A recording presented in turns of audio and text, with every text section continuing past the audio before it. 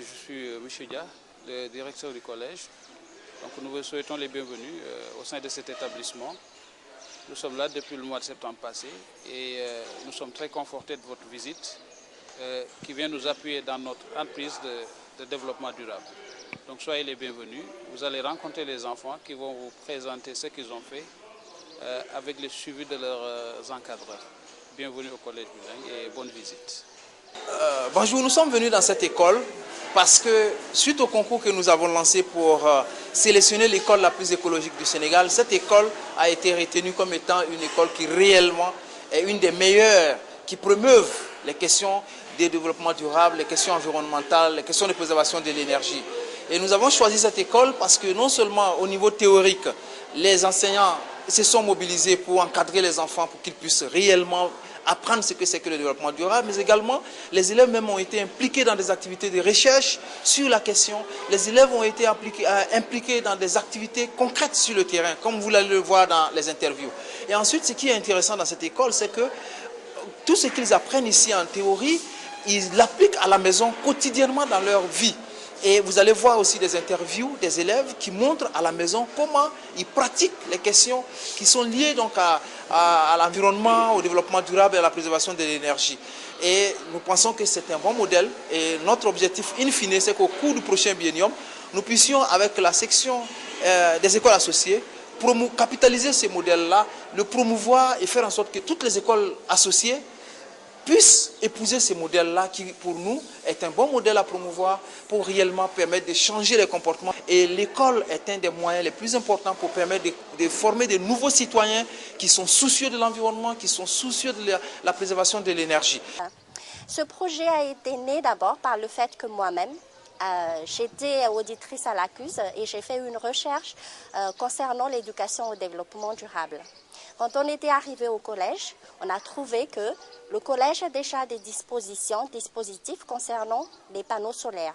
Et nous deux, on s'est concertés, on s'est dit pourquoi ne pas installer, pourquoi ne pas mettre un projet concernant le développement durable au collège. Pour ce faire, nous avons formé une équipe de 12 élèves. En fait, l'objectif de ce projet, c'est de sensibiliser les gens au concept de développement durable. Que le développement durable n'est pas en fait un concept à la mode tout simplement, mais qu'il faut l'utiliser, agir concernant le développement durable dans la vie quotidienne.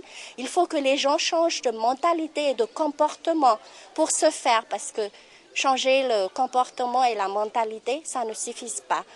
Mais il faut agir dans la vie quotidienne, agir tous les jours. This project has as its main goal, to change the community, to change first your personal life, your family life, and then also the community to make it more sustainable, less wasteful, and save the planet in the end. And so we worked on several different levels. We worked on focusing on building research skills. For example, I worked with a group of advanced English students to create a survey project where we interviewed people about their various attitudes related to sustainable development, because we saw that as the first challenge is that people had no idea what sustainable development were, and we have to meet them where they were. And so we asked questions. The students created questionnaires on how people spend their money, how people live their lives, what they thought about pollution, and the technology in their homes. And they found out a lot of different, they collected a lot of data.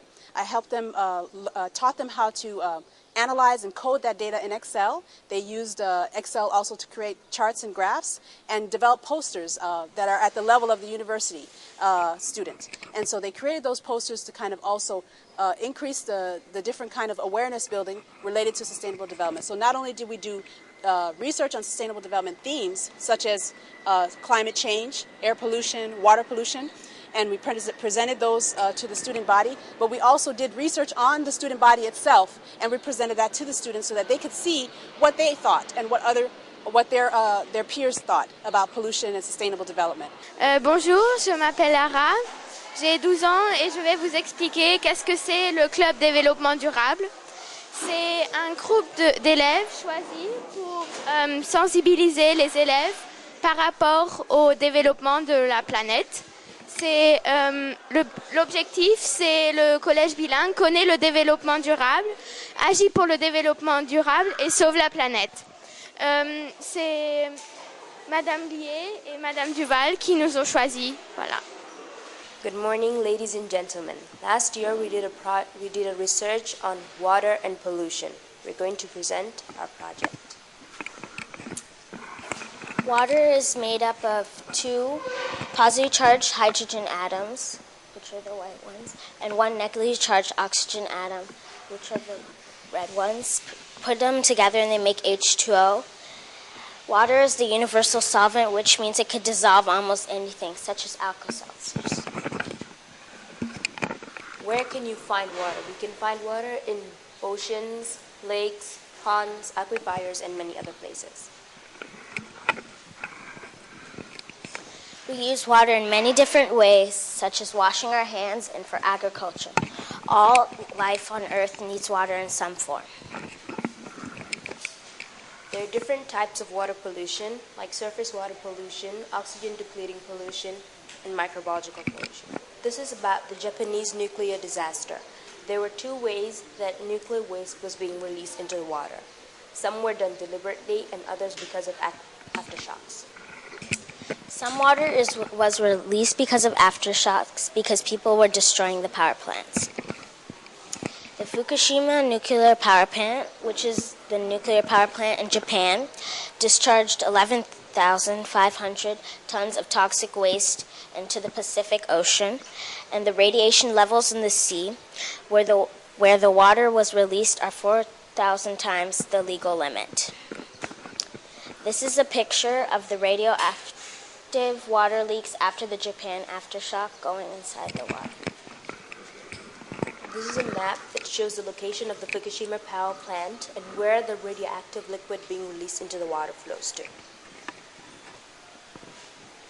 Thank you very much. Bonjour, je m'appelle Soukaina Bot, j'ai 12 ans et je suis en 4e.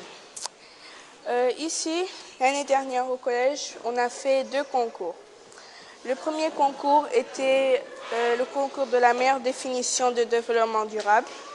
Il y a ces 3-là et c'est cette définition qui a gagné, qui a été écrite par Tahira Brod, élève de 5e. Puis on a aussi fait un concours du dessin qui représentait le développement durable et c'est ce dessin qui a été fait par Dirk van Beveren qui a gagné. Puis aussi, then in English class with Madame Duval, a group of students did 3 surveys that they presented to the whole school on how, about pollution, if we spend our money sustainably. Bonjour, je m'appelle Fernie Diop et je vais vous présenter le Kanakla. Le Kanakla, c'est de l'art qui sauve des vies. C'était créé par Dr Benoît. Ça permet d'économiser 30 fois plus d'eau que le robinet. Voici une démonstration. Avant de manger, nous plier, nous plier. Avant de manger, nous plier, nous plier. Nous devons nous laver, nous devons nous laver, nous devons nous laver les mains. Avant de manger, nous plier, nous plier. Avant de manger, nous plier, nous plier. Nous devons nous laver, nous devons nous laver, nous devons nous laver les mains. Bonjour, mon nom est Dirk van Beveren. Ici, je vais vous montrer notre installation des panneaux solaires.